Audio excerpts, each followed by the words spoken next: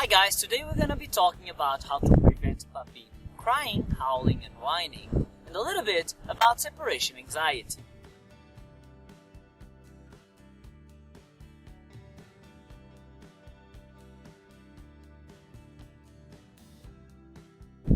I'd like to start out by mentioning that for a dog, it's not natural to be left alone, so we have to actively teach them. Do not wait for the first time that you have to leave the dog alone for 5 to 8 hours to find out whether or not he's going to be okay with it. Instead, while you are still at the house with your puppy, start teaching the puppy that being left alone is not the end of the world. Also, this training might go a little bit hand in hand with confinement training or crate training. We want to teach the puppy that being left alone is not the end of the world. And we do that by just leaving him alone for a few seconds in the beginning and by building up the duration. Now, don't make it more complicated for the puppy all the time. Every now and then, make it easy for the puppy. So if at the moment the puppy is already good at staying alone for like 5 minutes, every now and then try to leave him alone for just 1 or 2 minutes. One of the things that is usually very helpful to prevent separation anxiety is to teach the puppy that when you leave, he gets something really valuable. So use food toys, puzzle toys, Kongs for example, and stuff them with something that the puppy really likes, and provide those things when you're about to leave.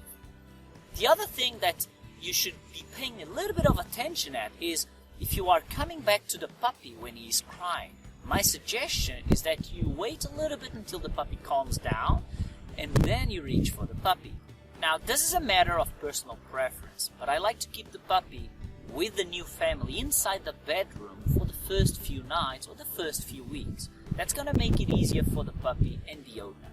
If the puppy is being crate trained, then it's sort of easy to, night by night, get the crate to start to move away from the bed in the direction of where you want the puppy to be spending the night at, for example the hallway or the living room.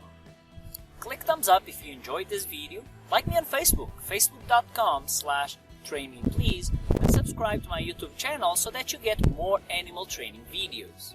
If you suspect that your dog or puppy already has an ongoing issue of separation anxiety, you are going to need the help of a dog trainer or animal behaviorist.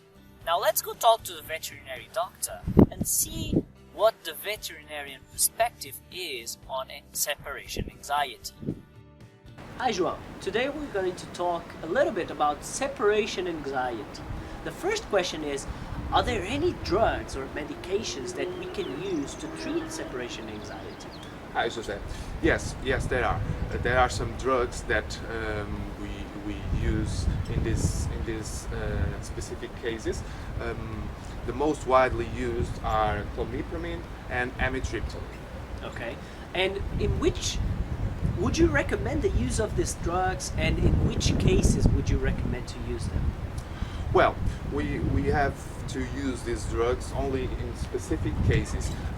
We must always consider the age and the health status of the pet. We have to know that these substances are psychotropic substances, and so their sale is under medical prescription. Okay. I think most of the cases have to be accompanied by therapy, behavioral therapy. Okay, so in the cases in which you actually end up suggesting the use of these drugs, you will also suggest the owner to use some sort of behavioral therapy, of training. In most of the cases, yes. Okay, thank you so much, João. Thank you. If we are talking about a moderate to severe case of separation anxiety, then you're going to need to use desensitization and counter-conditioning to solve the problem. Your professional will be able to establish a program that will help you with that. But pretty much what you will be doing is assuming that the dog has never been conditioned to be left alone. Pretty much the same way that you would do for a young puppy. At the same time, you will have to use management. You'll have to make sure that the dog is not exposed to the full-blown thing that is creating the separation anxiety.